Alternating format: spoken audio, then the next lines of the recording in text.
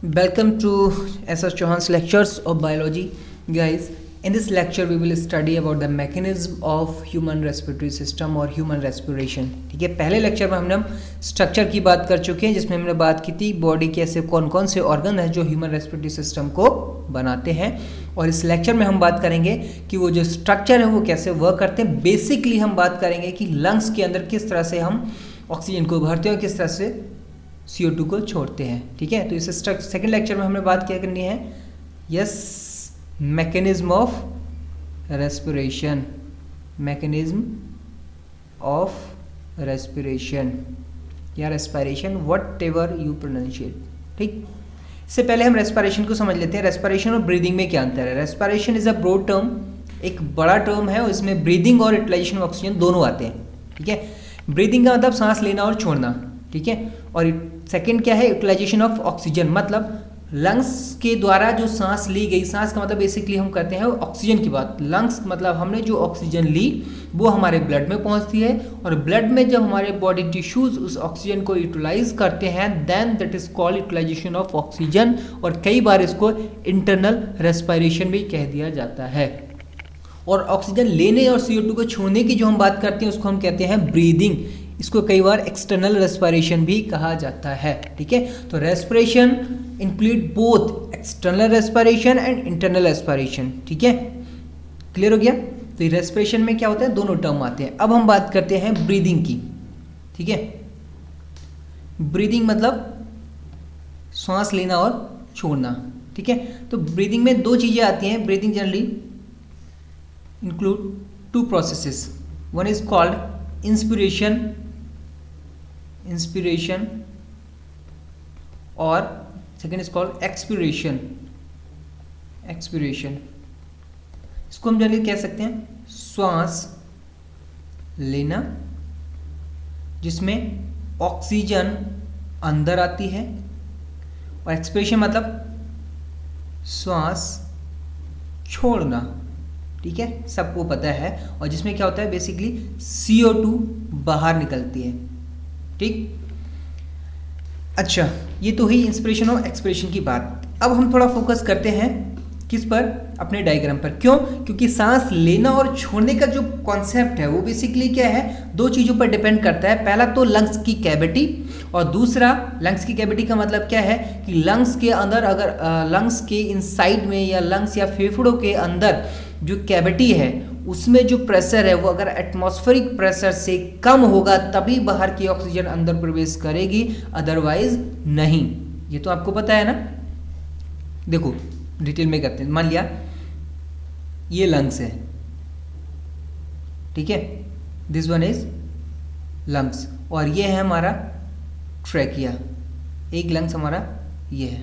ठीक है, तो होगा क्या, बाहर से ये जो ऑक्सीजन है ये अंदर कब जाएगी, जब यहाँ का जो ATM मतलब एटमॉस्फेरिक जो प्रेशर है, ठीक है, लंग्स के अंदर प्रेशर से अधिक होगा. मतलब यहाँ पे प्रेशर कम होगा, यहाँ पे प्रेशर ज़्यादा होगा. तो आपको पता है कि यहाँ कौन सा कॉन्सेप्ट लागू हो जाएगा, या movement of gases from higher pressure to lower pressure. ठीक, अब ये प्रेशर की जो बात होती है ये कम और ज़्यादा कैसे होगा, जब ये कैविटी एक्सपैंड हो और कॉन्ट्रैक्ट हो. ठीक है, दूसरा, अब ये एक्सपैंड और कॉन्ट्रैक्ट कैसे होगी, एक दूसरा कॉन्सेप्ट और भी है कि यहाँ पे ऑक्सीजन के मॉलिक्यूल्स कम और ज़्यादा हों. ठीक है, तो दोनों बातें हैं. तो इससे पहले हम थोड़ा सा स्ट्रक्चर को समझ लेते हैं. देखो हमारे जो लंग्स होते हैं वो हमारी चेस्ट कैविटी या फिर बक्ष गुहा जिसको हिंदी में कहते हैं, इंग्लिश वालों के लिए थोरैकिक कैविटी.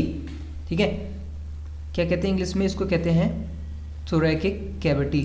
और थोरैकिक कैविटी में क्या होते हैं, दोनों के दोनों लंग्स प्रेजेंट रहते हैं. तो ये है हमारी थोरैकिक कैविटी, जिसमें ये जो फ्रंट की जो बोन है इसको कहते हैं हम स्टर्नम. स्केलेटल सिस्टम में आपने अच्छी तरह से पढ़ा होगा, if you can recall. And these are the ribs. ये सारी की सारी क्या हैं, रिब्स हैं. और इन रिब्स के पिंजरों के अंदर, इस रिब्स केज के अंदर प्रेजेंट रहते हैं हमारे लंग्स और हार्ट, हृदय. ठीक है, क्यों, क्योंकि both organs are very delicate. ये दोनों के दोनों ऑर्गन्स बहुत डेलिकेट होते हैं, इसीलिए इनको प्रोटेक्शन के लिए नेचर ने एक रिब केज डेवलप कर दिया जो इनको प्रोटेक्शन देता है. ठीक है, यहाँ पे दिख रहे हैं ना, these are the ribs cut, क्योंकि ये सेक्शन काट दिया गया इसलिए ये रिब्स का सेक्शन दिख रहा है जो हमारे पीछे बैकबोन से आ रही है. ठीक है, तो हमें इस स्ट्रक्चर में ये समझना है कि लंग्स जब सांस लेने और छोड़ने की प्रोसेस करते हैं, तो रिब्स और इन मसल्स, जो मसल्स दिखाई गई हैं, इनका क्या रोल है इसमें, ठीक है। तो बेसिकली देखो मसल्स को समझ लो, मसल्स दो तरह की होती है। एक तो आउटर साइड में जो होती है उनको हम कहते हैं एक्सटर्नल इंटरकोस्टल मसल्स। ये आपको फोकस करना है बेसिकली इन फ्यू वर्ड्स पर।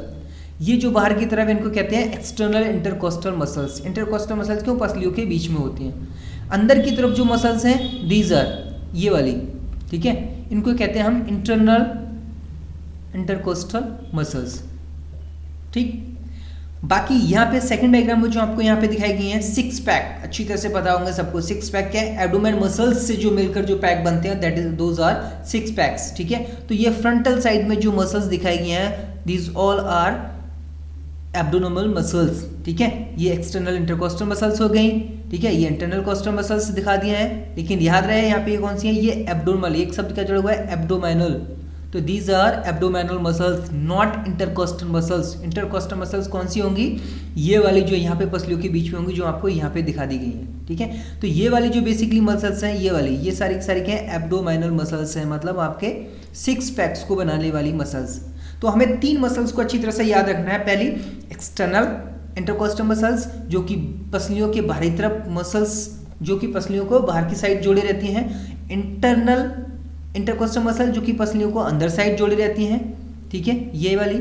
और third one is abdominal muscles, ठीक है। तो यहाँ पे हमने बात की इंस्पिरेशन और एक्सपायरेशन। इंस्पिरेशन कब होता है? देखिए, पॉइंट टू बी नोटेड, ध्यान रखना इस चीज को। पहली चीज यहाँ पे दिख रहा है आपको, these are the diaphragm muscles. सबसे मोस्ट इंपॉर्टेंट जो आपको याद रखनी, दीज आर डायफ्राम मसल्स, ठीक। अब देखो यहाँ पे बेसिकली होता है क्या? नंबर वन, सबसे पहले क्या होता है? डायफ्राम। डायफ्राम जो मसल्स होती हैं, डायफ्राम भी एक प्रकार की क्या है? मसल्स हैं, ठीक है। तो डायफ्राम मसल्स जब कॉन्ट्रैक्ट होती हैं, डायफ्राम मसल्स क्या होती हैं? जब कॉन्ट्रैक्ट होती हैं, तो उस कंडीशन में क्या होगा कि जो एक्सटर्नल इंटरकोस्टल मसल्स है, ये भी कॉन्ट्रैक्ट होना शुरू हो जाती हैं, ठीक है। इनके साथ साथ ही सेकंड स्टेप पे क्या होता है कि एक्सटर्नल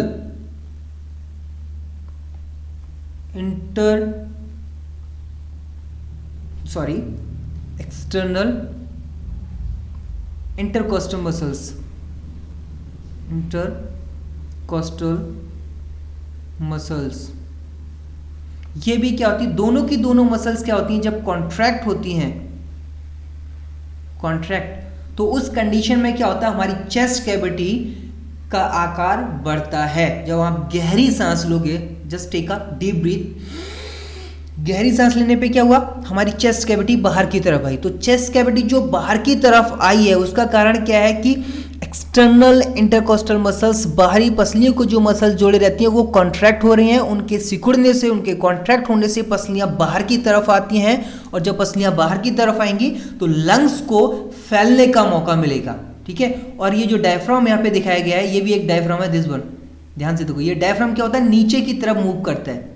कॉन्ट्रैक्ट का मतलब नीचे की तरफ मूव करेगा, ठीक है। और डायफ्राम जब मूव करेगा तो नीचे की तरफ भी क्या होगा? स्पेस क्रिएट होगा। तो लंग्स को क्या होता है? एक्सपेंड करने का स्पेस मिलता है, एक्सपेंड करने के लिए स्पेस मिलता है। तो लंग्स जब बहुत ज़्यादा स्पेस में अपने आप को एक्सपेंड करेंगे, तो उनके अंदर की जो कैविटी, उनके अंदर का जो स्पेस होगा, वो काफ़ी वॉल्यूम जो होगा वो बढ़ जाएगा, इंक्रीज हो जाएगा। और वॉल्यूम जब बढ़ेगा तो तुरंत क्या होगा?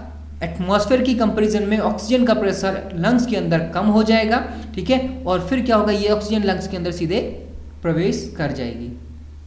क्लियर? समझ में आ गया ना? चलो मैं एक दोबारा सेकंड कोशिश करता हूँ समझाने की। मान लिया सपोज ये लंग्स है, ठीक। अब क्या होगा? अब लंग्स इसके बाहर क्या है? ये पसलियाँ हैं, ठीक है। और इसके नीचे क्या है? ये डायफ्राम है। सेकंड ये डायफ्राम है यहाँ पे। ये अब इंस्पिरेशन या सांस लेते समय क्या होता है? ये जो डायफ्राम है ये सिकुड़ता है, ये नीचे की तरफ मूव किया इसने, और नीचे की तरफ मूव करने से क्या हुआ? सिकुड़ गया। और इसके सिकुड़ने से जैसे ये डायफ्राम कॉन्टैक्ट हुआ, डायफ्राम की मसल्स सिकुड़ी, तुरंत क्या हुआ? जो रिब्स की जो मसल्स है ये भी अपने आप में सिकुड़ना स्टार्ट कर देती हैं, और जो पसलियाँ होती हैं वो बाहर की तरफ जाने लगती हैं। और जब बाहर की तरफ जाएंगी तो लंग्स को पूरा एक्सपेंड करने का मौका मिल जाएगा, और मौका मिल जाएगा तो जाहिर सी बात है लंग्स के अंदर जो कैविटी होगी वो पहले से ज़्यादा होगी in the comparison of now. ठीक है, तो इसके अंदर जब स्पेस ज़्यादा हो जाएगा तो ऑब्वियसली प्रेशर बाहर एटमॉस्फेयर की तुलना में ऑक्सीजन में यहाँ पे जो जितना प्रेशर है उसकी तुलना में यहाँ पे प्रेशर कम हो जाएगा और तुरंत ऑक्सीजन क्या एंटर कर जाएगी लंग्स के अंदर। आपको याद जो रखना है वो इतना याद रखना है कि सांस लेते समय डायफ्राम और एक्सटर्नल बाह्य पसलियों की जो पेशियां होती हैं दोनों की दोनों संकुचित होती हैं, सिकुड़ती हैं। बस आपको ये दो लाइनें याद रखनी है और बाकी कुछ ना भी याद रहे तो कोई फर्क नहीं पड़ेगा। ठीक है, अब बात करते हैं एक्सपिरेशन में। एक्सपिरेशन में क्या होगा, जस्ट इसका उल्टा, याद करने की जरूरत ही नहीं अगर आपको इंस्पिरेशन समझ में आ गया तो। ठीक है, लेकिन थोड़ी चीज़ आपको याद रखने वाली वो ये है कि जब एक्सपिरेशन में क्या होता है, पहली चीज़ फर्स्ट नंबर पे जो डायफ्राम मसल्स होती हैं DIAPRAGH, डायफ्राम मसल्स रिलैक्स होती हैं। याद रखो मसल्स की द्वारा जो मूवमेंट होती है उसमें मसल्स या तो कॉन्ट्रैक्ट होंगी या रिलैक्स होंगी। ठीक है, सेकंड नंबर पे यहाँ पे आ जाती हैं एक्सटर्नल के बजाय इंटरनल,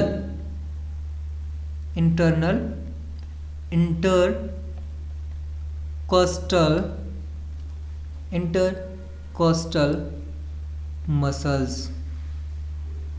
ठीक, अब ये क्या होंगी इंटरकोस्टल मसल्स, ये कॉन्ट्रैक्ट होंगी। पॉइंट टू बी नोटेड, ध्यान रखने वाली बात है, एक मसल्स कॉन्ट्रैक्ट हो रही है एक मसल्स रिलैक्स हो रही है, जबकि इंस्पिरेशन में दोनों की दोनों मसल्स कॉन्ट्रैक्ट हो रही हैं। ठीक है, तीसरी चीज यहां पे क्या होगी, जो एक्सटर्नल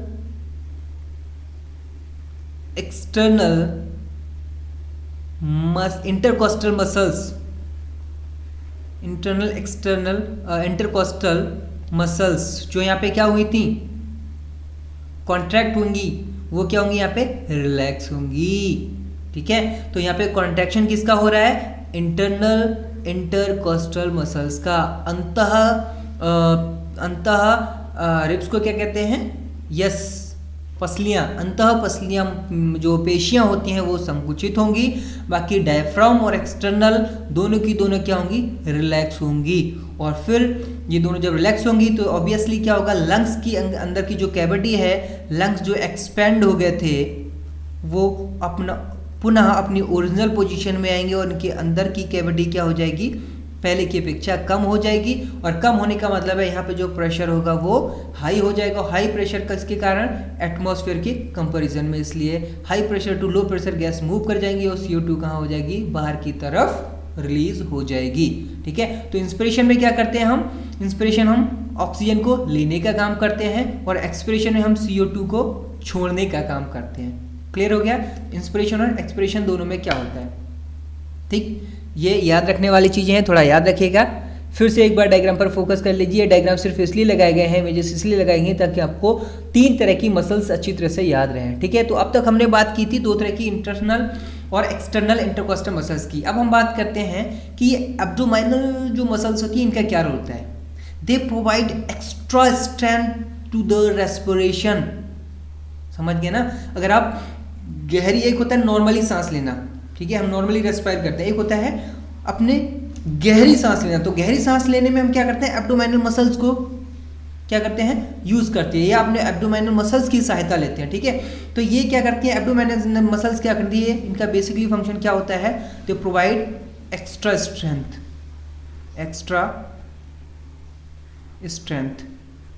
ये एक्स्ट्रा स्ट्रेंथ प्रोवाइड करती है किसको, रेस्पिरेशन के लिए या फिर ब्रीदिंग के लिए। ठीक है, मतलब जब आप डीप ब्रीथ लेते हैं और जब आप गहराई से सांस लेने के बाद जब आप सांस छोड़ते हैं प्रेशराइज होके, तो दोनों में एब्डोमिनल मसल्स का आप यूज करते हैं। कपालभाति क्या है, कभी कपालभाति जब आप करते हैं तो कपालभातियों में आप एब्डोमिनल मसल्स को बहुत ज्यादा यूज करते हैं। ठीक है, अब इससे ज्यादा सिंप्लीफाई क्या करूं दोस्त, तो इस लेक्चर में हमने क्या बात की थी, मैकेनिज्म ऑफ रेस्पिरेशन या मैकेनिज्म ऑफ ब्रीदिंग। रेस्पिरेशन ना कह के हम ब्रीदिंग कहें तो ज़्यादा बेहतर होगा। ठीक है, मैकेनिज्म ऑफ ब्रीदिंग। ब्रीदिंग में हम 2 काम करते हैं, एक तो सांस लेने का, दूसरा सांस छोड़ने का। लेते समय ऑक्सीजन लेते हैं, छोड़ते समय CO2 हम छोड़ते हैं। ठीक, 3 तरह की मसल्स किस तरह से इनमें रोल प्ले करती है वो हमने समझा। अब नेक्स्ट लेक्चर में हम बात करेंगे ट्रांसपोर्ट ऑफ गैसेस की, या इन 2 लेक्चर्स में कोई अगर टॉपिक छूट गया है तो उनको हम इंक्लूड कर लेंगे। ठीक है, thank you for watching this video, have a nice day.